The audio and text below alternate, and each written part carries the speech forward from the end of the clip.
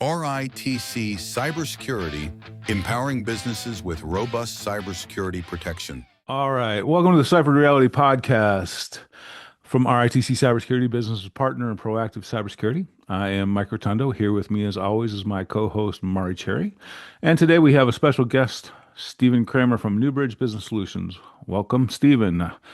We're going to go ahead and change up our normal podcast today. We're going to talk more about the IVR business, security challenges, AI's impact, and more. Again, welcome, Stephen. Go ahead and say hi to the good folks. Hey, good morning, Mike. Mari, how are you doing today? So good. Good.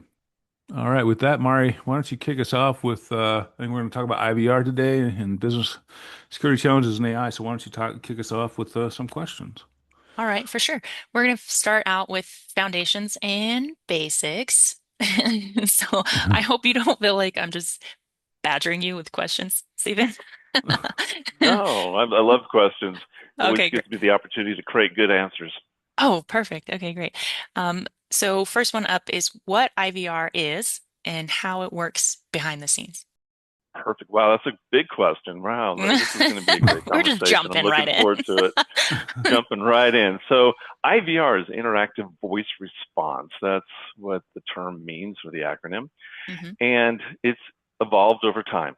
So initially, back in the day, you had auto attendants on office phone systems. You would call in and you'd get press 1, press 2, press 3.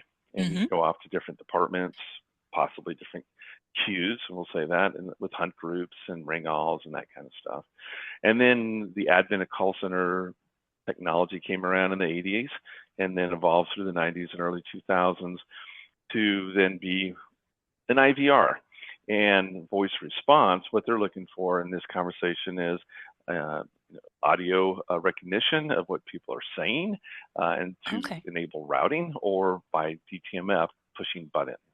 And so now it's evolved into, at that level, where routing enables companies to have clients come in, say things or press buttons, and APIs would go off to back-end databases to provide information about that client that's captured from their databases, whatever CRM of choice the client has. So then when the call then gets down to the agent level, they have information in front of them about that caller. And so now it's a situation in that time period, because it's involved now to the third level with AI, where the agent will have information, the name of the client, maybe some history, maybe some input, like a part number, maybe the client inputted during the IVR process that was captured. Whatever information the client, the company is trying to glean from the client before they get to the agent, so there's a better client engagement experience. And then the third level of IVRs we've gotten to, which are AI on the front end of those IVRs, before it even gets to an IVR and before it ever gets to an agent. So hopefully that gives you a good overview of an IVR. Yeah, actually, I love this. I like this behind the scenes explanation, actually. There's so much more to it than I think me or anybody else probably really knows. Oh, yeah. Actually, I have a question for you. Are those responses recorded anywhere? Like the vocal responses? Stored? Oh, yeah. Kept? Oh, yeah, they do a audio recording, and also depends on the system and depends on the settings. You can do a voice to text conversion, which then enables AI feedback to the caller, etc. Yes. Oh, cool. I always wondered about that. There's been a couple times I've gotten on calls and said, your IVR sucks. How long is that stored? Do you know?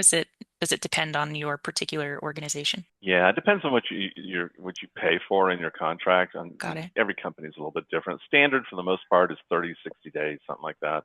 Okay. And they go up to a year. But in some cases, like if you get into HIPAA and PCI compliant shops, sometimes the platform providers really are not interested in retaining that information for all the reasons that are obvious if you're familiar with those two regulatory conversations, and they just want to dump it onto one of your like an AWS server through an API conversation, which is even better for the client because they're not paying for something that they're going to have to move off anyhow. Right. Okay.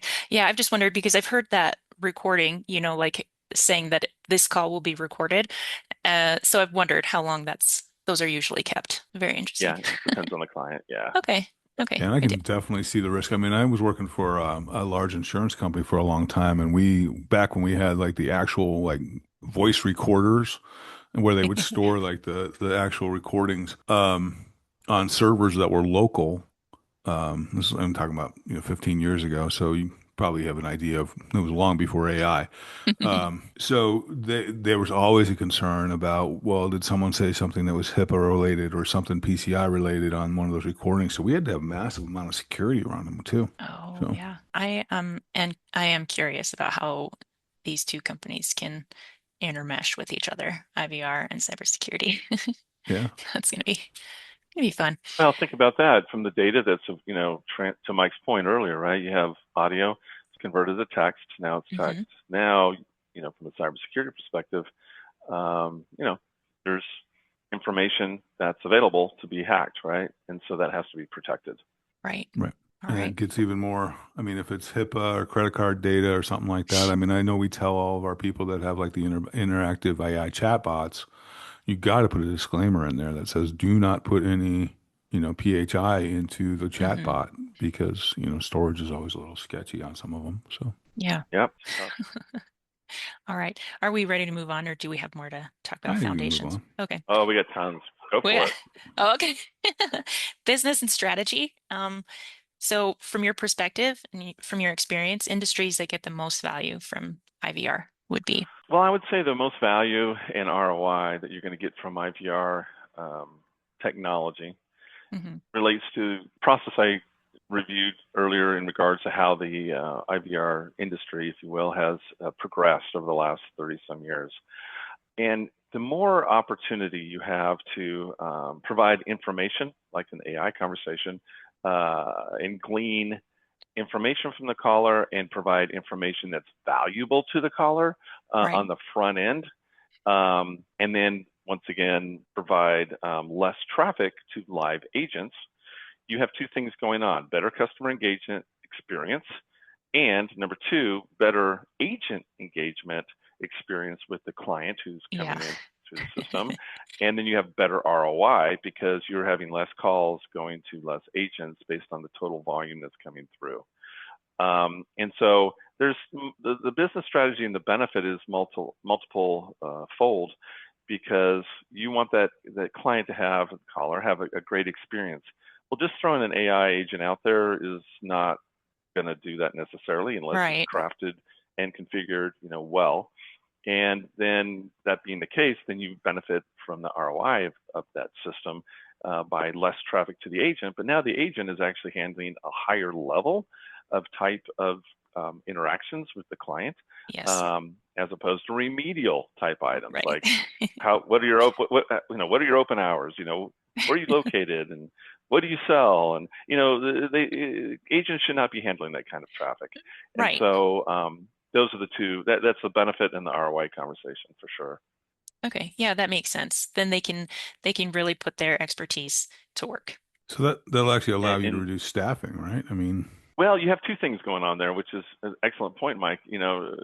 From the ROI conversation, you have less staffing that you are required based on the traffic, right?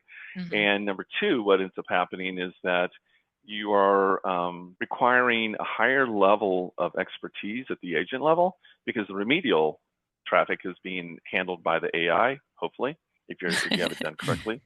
And so now you're an agent, you're having more intellectual conversations with your client base, which does two things. It builds better relationship because you're handling things that really is, constructively positive with the client. You're fixing their Hmm. problems, right? From an agent perspective, you have less turnover, higher agent retention, because Hmm. they're happier in their job because they're actually doing things that are beneficial intellectually, as opposed to very remedial conversations for 80% of their day. Yeah, less repetition. Same Yep. little things over and over. That makes sense. well, I think people like using their brains too. I mean, Yeah, for why sure. not use an automated tool for, simple questions like, what are your hours today? Yeah, You know? absolutely. Yeah. Um, I would really love to go over this one. Common mistakes companies make when setting up IVR and how to avoid them. I was looking forward to that. Yeah, common mistake. So, there's a lot of consulting we do when we set up these IVRs. Hmm. And the biggest challenge that I see, and my team sees, we've done, just kind of insight, we do about 150 call centers a year, Wow. and they all have IVRs. And we've been doing this for 17 years. And, my history goes back to UPS and Verizon International. Wow. And, we've dealt with hundreds of companies over the years. And I will say, the biggest mistake I see is that people have IVRs that are too deep, right? So you come in on a 800 number, local number, combination of both. Hmm. You hit a greeting, and then it's just option after option after option, Got it. and people get lost after like 3 Yeah. options. They're like, I don't even want to talk to these people anymore because I don't even know where I'm at. Like, I Yeah, don't like even know where I'm repeat. at I in this don't conversation. know. Yeah, and it's and they just hang up, and then they get Hmm. frustrated, and then they start trying to call the corporate office and things like Yeah. this. And so we tell folks, like, look, if you're coming into the front end, the best thing you can do is get a greeting, do some dips into your database, CRM, and find out who this person is, find out what what line of business that they deal with in your company, right? What Hmm. department normally. Find out, from a high level, how you probably can help this person, right? Right. And nowadays, you push them maybe to an AI, right after that, because now you got some information. AI has the information from the baggage that came through. And then from there, if they have to go to an agent, that's great, but maybe 2 levels, max 3. Like if you throw Yeah. AI in there, 3. But Yeah. on the options they have to select, 1 or 2, that's the best I would recommend, because people just don't have the patience to be That's in your system like that. yeah, that's so true. Yeah. Yeah, that's so true. I do want to ask, maybe I should save this actually for our next segment, the customer experience. If an option to skip all of that and jump directly to a representative is something that is recommended or you try to avoid. So there's different thoughts on that from different parts of the industry and Sure. from different folks, who've done it over the years. Going back to the common mistakes conversation, Hmm. I would say that most folks that recommend having hit 0 to go to an agent directly, Yeah. um, they have such a bad IVR experience in the front end. That's why they put it there in the first place. Got it. you know, Oh, because yeah. if it was really good, people Right. would stay in the IVR, right? Absolutely. You Yeah. know, Okay. That makes yeah. sense. So I mean, they put that in there usually after they built the IVR, because there was so many upset clients Hmm. who got lost or got Yes. misrouted, and they're in the wrong departments, and then the agent has to transfer them to the right department, and Hmm. it becomes this whole negative experience. And and I tell people, going to the customer experience point that you're making, Yeah. there has to be a lot of thought that goes into these systems. And the example I give, or the metaphor I guess I give, is that you have a customer calling in, for example, and I see this all the time, where they have a positive experience about your company, Hmm. positive experience about your products and services, and they're calling in to get help. Right. And so they start, from a customer satisfaction engagement conversation, they're in the middle, the line in the middle of that rating of 0 to 10, I guess we could say. They're at Sure. a 5 or above, right? They're relatively happy people. They're just trying to Mm. get some help on something, right? Right. So you throw them into an IVR that's poorly designed, Uh-oh. and they're fussing around in there, fussing around. All of a sudden, they go from a 7-ish to a 6.5-ish and a 6, and then and A then they're trying 3. to get to where they want to Hmm. be, and they go to the wrong place. Next thing you know, you got them at a 5, right? Right. And then they're sitting with the wrong department, and the Yep. poor agent over there is like, oh my goodness, you're supposed to be over in this Oh other no. department. Let me transfer. Now they're at a 4.5. you know and then Right. For sure. and then then they get to the right agent over there. Now they're at a 4. and, Right. Yep. and now it's a situation where you took this client who came in, who was at a 7 from a client engagement expectation experience, down to a 4, and the Oh. marketing department is looking at these numbers and going, I had spent all this money, millions of dollars, to get these people happy and to buy our product, and in literally 5 minutes you took them from a 7 to a 4. What are you doing? What are you doing here? What are you doing to us? And Yep. so, this is the frustration that you see, with these systems, and why people are so adverse to, an IVR and Hmm. interaction, because they expect to have a very arduous process of trying to get their problem resolved. Yeah. Less is more. Mm. Like you said Yes. before, that makes a lot of sense. Yeah. I've been caught in some of those confusing ones before, and then one Yes. of them was I was calling a hospital to schedule just a routine test, but it was like they gave me like these three options. But I'm not very familiar with the healthcare industry, so I'm like, I don't know which one of these I am. Yeah. I know I don't need to make an appointment. I know I don't have emergency care, but these other three things, it's like it could be any one of them. You know, Yeah. so And you hit the wrong button, you might have Yep. an ambulance show up at your front door, right? exactly right. Oh, Yeah. good. Thank you for committing yourself. I'm like, what? Wait, wait. Wrong hospital. Yeah. Oh Goodness gosh. gracious. Okay. So does that kind of fit into the role of personalization in modern IVR? Personalization, as far as, maybe give me a scope on what you mean. Personalization as far as, being able to extract data from a CRM or Yeah. database, understand what this client may or may not be calling about, the Right. line of business they typically deal with, and then presenting that information to the agent when it's presented to the agent, or even to the AI. Yes, you're Hmm. 100% correct. Because the more you pull that information on the history of that client engagement, history and an expectation, you're in a better situation to support that client in a more efficient way Hmm. and a more positive way, and keep that client engagement experience above the 5. Sure, for sure.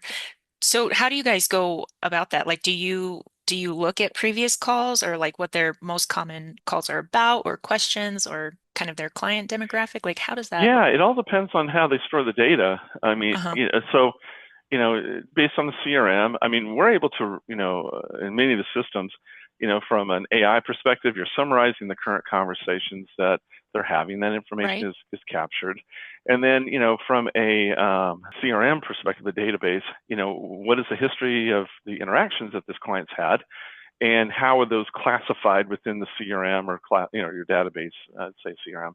Sure. And so that's huge, because the more you identify things, criteriums, etc., for the client in your CRM, then we can pull that information out, and we can then present that to the agent, or present that to the AI for Hmm. feedback to the caller, and then subsequently to the agent, and you have a better experience.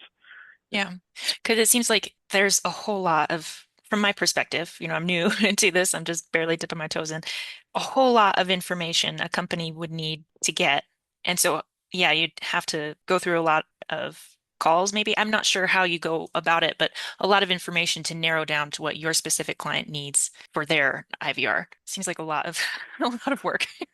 And it's an evergreen, process, to be honest with you, because I will say probably 80% of the environments we work with, their CRM, the information in their CRM, is more Rolodex related, as Hmm. opposed to customer experience related, if that makes sense. Oh, These are our clients. This is, what they bought. This right. is where their address is. Here's the contact hierarchy of the individuals in the Hmm. company. To be fair, I would say most of it's probably more sales related Hmm. type contact information, and relates to sales, as opposed to anything else. And so what that means is that it's a situation where they just don't have a lot of data on their client and the client experience. They just don't. Right. Um, and it's very common. Now it's getting better. I would say companies have started to Nice. realize that. Yeah. And but the biggest problem with that conversation is, historically, but not so much now, CRMs have been extremely expensive. And Hmm. so, the price to entry, is measured in tens of thousands of dollars, and depends on how Ouch. big your organization is. Do you have, this kind of outlay that you want to have on this product? And that's just implementation. That's not Right. even the product cost on a monthly basis. Right. Oh Well, my then you have gosh. to get all that data into the CRM too, and that's the Yeah. other people is that people are like, well, when do I have time to enter everything? Because it's Right. where's it Yeah. stored? Is it and it's like, well, yeah, that's got to be tough. Well, and then migration, right? So, I mean, Oh yeah, Mike, this is your expertise. They get a new CRM and they're like, oh, we got all this great information. This is awesome. Oh, but how to get it into the new system? Oh, yeah. The field mapping and all this, right? Yeah, because they're never one-to-one. And then, yeah, that's always a problem. And then, is your API actually secure? I mean, what are you doing here? So, I mean, I think they create those CRMs to make sure that you don't leave. Kind of like Yes. you can put as much data into the cloud as you want to. Now, if you want to take it out, that's another conversation, kind of thing. Yeah, I always relate it the metaphor I give is it's like the Eagles song, Hotel California. You can come in, but can't leave, right? Yeah, exactly. Yeah, 100%. Yeah, totally. And now, does Newbridge do that kind of analysis, or is that something you depend on the customer for? Well, it's really the CRM provider. It works with the client directly on that mapping process. And what we're looking for from the client and, from that process is, what information the client is looking to capture from the CRM to put into the IVR to then provide that baggage to render to the agent or to the AI agent is what we're looking for. So we don't do the mapping and the migration of that data for a lot of reasons. Cybersecurity, is a great example of why we don't. That's not what we focus on. We depend on, skilled teams like yours. Good. Yeah, yeah, that makes sense. I do want to go back a little bit to the customer experience and talk more about this last what we have here. Where should IVR hand off to a human agent? IVR hand off to a human agent. So there's two different paths now at this third level of IVR development over the last 30 some years. You're coming in through, a DTMF, pushing a button or voice recognition to route. And then maybe possibly similar, parallel or before or after an AI agent. So those are the points that would go to a live agent. And kind of going back to the points we made earlier, it's a situation where, how well have you designed your IVR to enable those pre-agent systems to support the client in their needs. And if they can't, then it's going to end up being an agent conversation. And once again, it depends on the product, the service, and the complexity of the problem, right? Like two good examples would be utility industry, right? People call in, their power's out. Right. They know the address, the zip codes that, and the address group, obviously the zip codes, that there's an outage already. So the client calls in, they're doing a data depth based on their phone number. They know their area code and zip code, and they're like, you have an outage already. We're so sorry. Should be resolved in 30 minutes. Can you call back in 30 minutes and we'll give you another update? They don't need to talk to an agent, but they were effective. Now, in the old days, you went to an agent, you had 1 million clients, calling. We had a dust storm out here in Phoenix, over the 3 of them in the last week, 10 days. And you had tens of thousands of people without power. Well, you get a call center of X number of agents with, 20, 30,000 people calling all at one time. Yikes. They can't take those calls. It's going to be a bad customer experience. But back in the day, before good IVRs and AI and data dips and, rendering, et cetera, that's what happened. You just had fast busies because there wasn't enough ports to handle the traffic, and people were upset and they don't answer my phone call. Oh my goodness. And but now they have these ports wide open and they're handling it. We're sorry, this is an issue in your zip code. We apologize. We should have it resolved in X amount of time. If you want to validate or call us back, we can give you an update at that time as well. And I, as a customer, go, oh, so they know all I need to know is that you're out there with trucks fixing stuff. That's all I want to know. And click, because me screaming at somebody is not going to make a technician, who's hanging, wire off of a pole to go any faster. It doesn't help anyone. It's not helpful. No. Thank you, Stephen and Mari. That was a great part 1 of our podcast about IVR. Please stay tuned for next week's podcast, part 2, which will be covering what, Mari? We'll be starting on technology and innovation, the impact of AI and natural language processing on IVR. Great. Thanks so much. Stay tuned for part 2.